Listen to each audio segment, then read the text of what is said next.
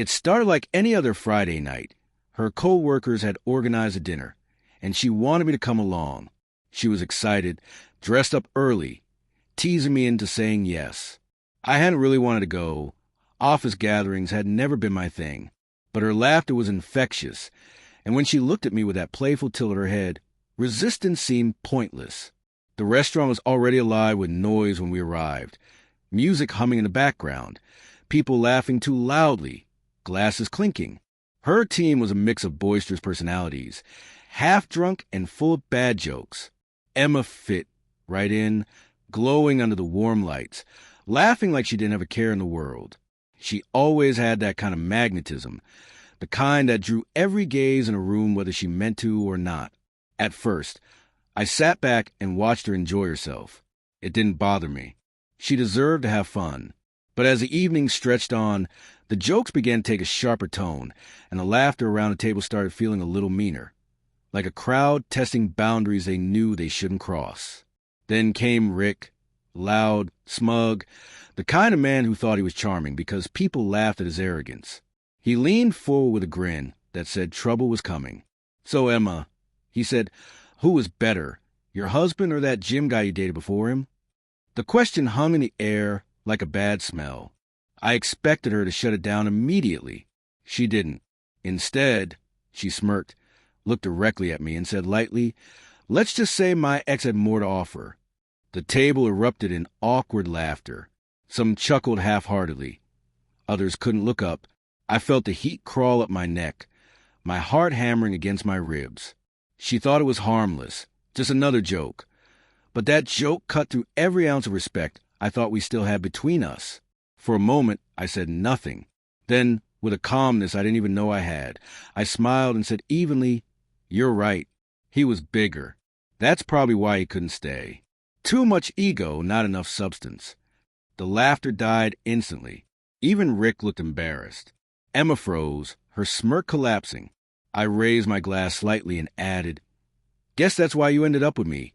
I've got the patience for your childishness. To the small things, they last longer." Silence. You could have heard a pin drop. Emma's face drained of color. She tried to laugh it off, muttering something about it just being a joke, but no one joined her. The air had turned icy. Her boss avoided eye contact, and the waiter seemed relieved when I set my glass down. I didn't shout. I didn't make a scene. I just stood, left money on the table, and said quietly, "Enjoy the rest of your evening." Then I walked out. Outside, the night air hit me like a cleanse. My hand shook, but not from anger, from release. Years of swallowing small insults, brushing off comments, pretending things didn't sting.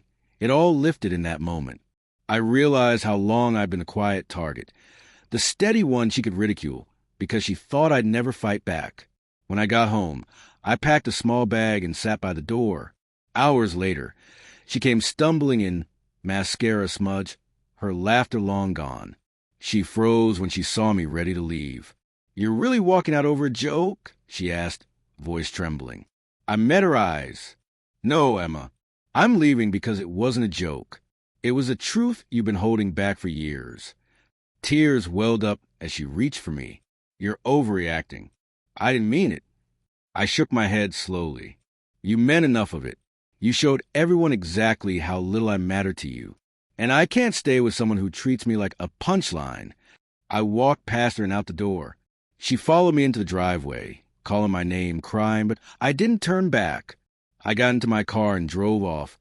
The road ahead somehow clearer than it had ever been. 2 weeks later, I filed for divorce. She called, texted, even came to my office once, sobbing, apologizing, promising change. But something inside me had already gone quiet. When respect dies, love follows. I started rebuilding. Joined a gym, switched jobs, moved into a small apartment that felt more like home than the house we'd shared ever did. Friends said she wasn't herself anymore, withdrawn, regretful. I didn't respond. Almost a year later, I ran into her at a cafe downtown. She looked different, smaller, softer, as if the light had dimmed a little. She smiled faintly and said, "You look good." "Thanks," I said. "I guess I've done some growing."